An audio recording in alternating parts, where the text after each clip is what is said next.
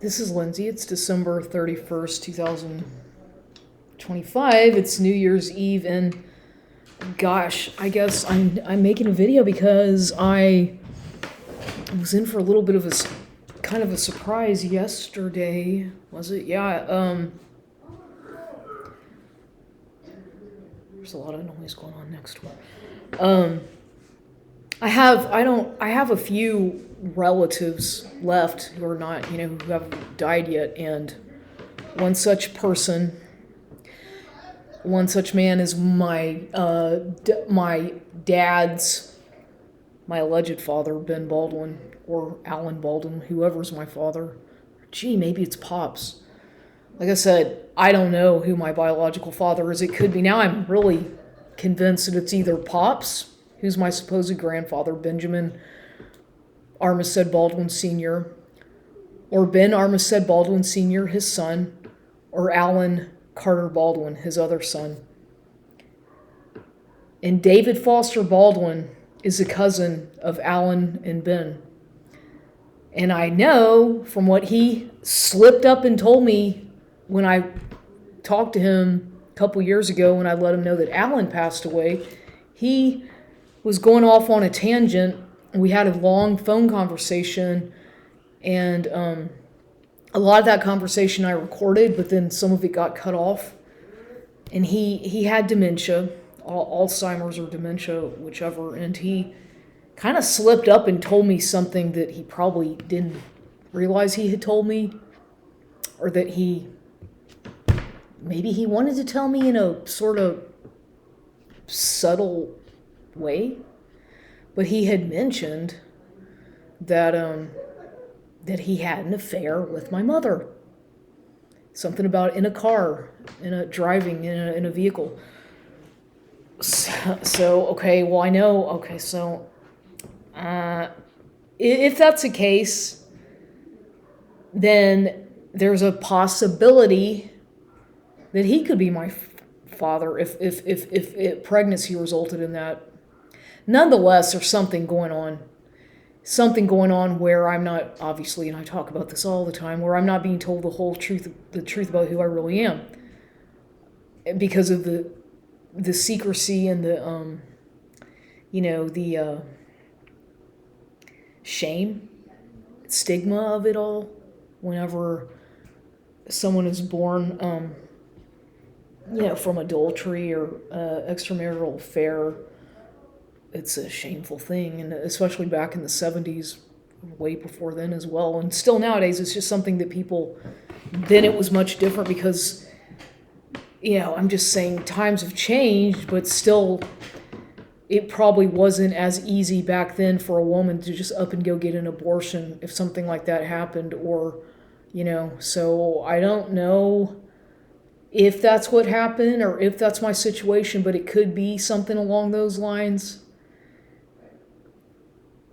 I'm thinking, but anyway, back to what I was. So I had sent, I had been in contact on and off with David Foster throughout the past couple of years after Alan died. And I remember him really well growing up as a child because he would frequently go to Houston and visit Houston at my grandparents' house during the holidays.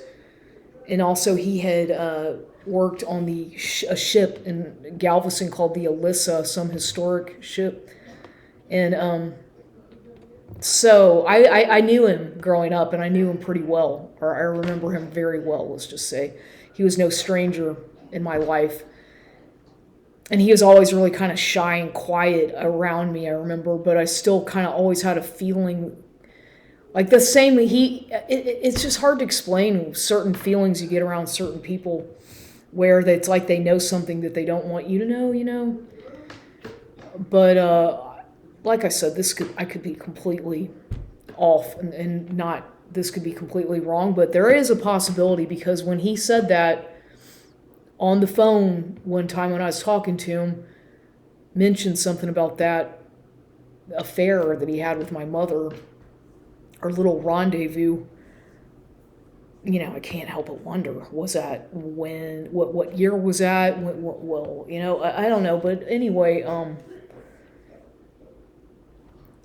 So I had sent them a card. He has his wife is named Sarah, and they apparently met. They had been married, or I don't know when they met, but I think they moved to Georgia in 1999 or something like that, I believe. So he lived in Athens, Georgia. He was born in Virginia. His father is Willett Baldwin, who's my grandfather Pops's brother. But anyway, possibly he could be my biological father, or Alan, or Ben. There's one. It's one of those men, I suspect, who's my biological father. For whatever reason, that's just what keeps on circling in my mind, that it's one of those men. And it very well could be. It could be Ben Baldwin, the one I grew up thinking was my father, but I don't. Something tells me that it's not him. And as far as Carter, I don't know what that's all about, who his biological father is, but I know sure as hell is not Ben Baldwin. That's for sure. Maybe it's David, but maybe David Baldwin is Carter's father. I don't know. Maybe Bob Sussman. I don't know, but I just know that Ben Baldwin Jr. is not Carter's father. He could be my father, but he definitely is not Carter's father. There's no resemblance whatsoever between those, not at all. And there's just no way. I know that people can resemble other members of their family going way back, but you've got to have some kind of a resemblance to your parents. And when there's absolutely none at all, then that's a big indication that something's not making sense. And so anyway, I had sent David and Sarah a Christmas card this year, and I got in the mail just yesterday from Sarah a nice card, as well as something else. And she tells, and nonetheless, I found out David died. David passed away this past November. And I was in shock. I was like, obviously I didn't have any idea. But, and then she sent me a card along with this, with his obituary, little thing about an obituary, kind of a little, memoriam thing, which I'll go get it to show. Hold on.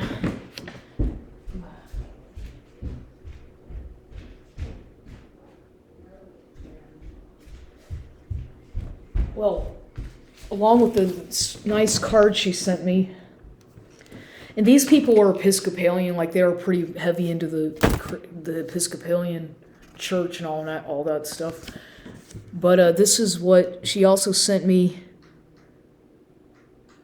David Foster Baldwin, April 20th, 1952, November 7th, 2025. Well, David was a lot, yes. So David was only, 73. So there's some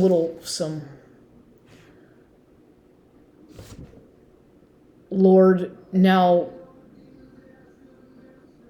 lettest thou thy servant depart in peace, according to thy word, for mine eyes have seen thy salvation. Luke 2:29-30.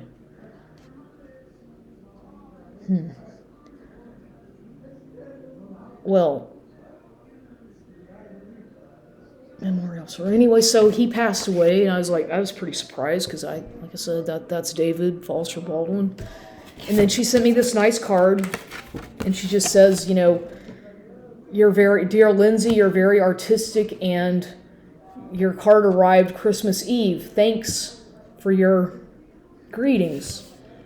The following may come as a shock, since last year I wrote we were healthy.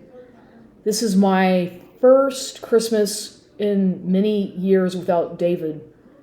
See enclosed. He was battling Alzheimer's all year and had care, good wishes, love, from many. May you know the healing power of God's love this Christmas and thoughts throughout the year. Blessings, love, Sarah.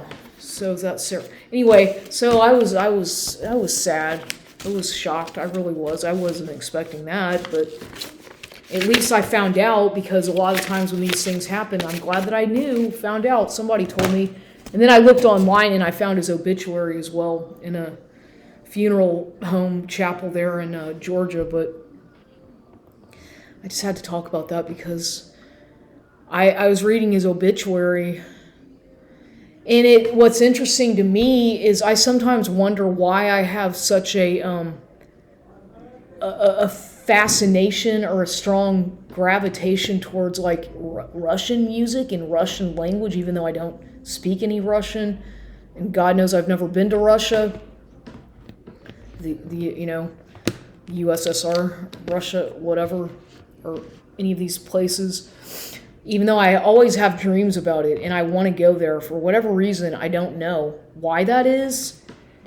I have like a calling towards that, and I've had that for a long time. And like I said, I don't know Russian, but I love the language. I like listening to the language, and I like listening to Russian music a lot, like kind of electronic, kind of that kind of music. But I've always liked it, and this has been going on for many years, and I don't really know where that comes from. But then I was reading his obituary, and this is just a coincidence. I'm just throwing this in here as a coincidence. It just so happens that David Foster Baldwin had he had a master's degree from Tufts University, or he has 2 master's degrees, but one of them was from Tufts University, and I think that's where he studied Russian language and diplomacy. And I'm thinking that's interesting because he was a Russian translator in Washington, D.C. for a while. I didn't know that. I had no idea. No clue whatsoever that David spoke Russian or had been to Russia or studied it in college at the university. I didn't know any of that.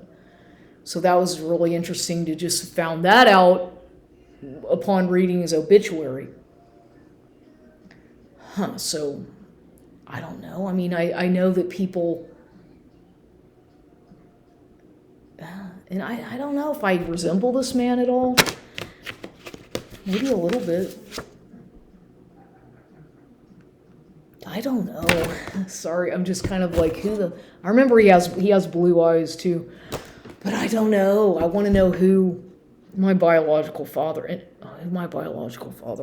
and then I told my mother. I told her about this, and she's like, she acts like she doesn't even remember him or know him, but she does. And then, nonetheless, all this stuff is still going on with these repairs in this house. And I had made a video about how angry I was about all this stuff that's been done into this kitchen and the counter that's gone and all that. So I've been arguing back and forth with some of these people. And in a way, I feel bad, but at the same time, I don't. I'm not trying to make them take it personally. I'm just angry at the fact that, or I was angry at the fact that, I've had a problem with some rats in the house coming in through those holes, as well as not being able to use a sink because there was no sink in there to wash dishes or anything. So have been using, if not going out sometimes to get something to eat, then using the bathroom kitchen sink, and it's just really tedious. And since I love to cook and a kitchen to me is a big deal, and I spend a lot of time in there. And as a matter of fact, if I would ever get this house really fixed up and remodeled, I would probably focus mostly on the kitchen more than any room, because that's where I tend to spend a lot of my time. And so I finally, somebody came today. They installed like a temporary sink, which I don't, until they put the real thing back, or a temporary little countertop thing with the sink in it until they replace that sink was still salvaged. They were able to salvage the sink, but they're not going to be able to salvage the countertop that they destroyed, they took out and ruined anyway. It was already messed up in the first place and old and dirty. So that, that's still out. They just threw that on the back porch when they did all this. But here's what they did. This is what I have now as a temporary kind of setup here in the kitchen. And so the rats are coming in through this hole down there. There's a big opening. So that's becoming rather cumbersome and making me very aggravated. And so they had just made a mess. Whenever they did all that, they just threw this countertop, basically just threw it here on the porch and made a mess. And they had thrown the kitchen sink there in the backyard, which is now back in the kitchen, but it's just been nasty. And there's, it's just been kind of a hassle, but apparently it's approved by the insurance to get it fixed and remodeled or whatever, or fixed with. So I'm just hoping that happens soon, because had been getting out of hand, and I was getting really pissed off.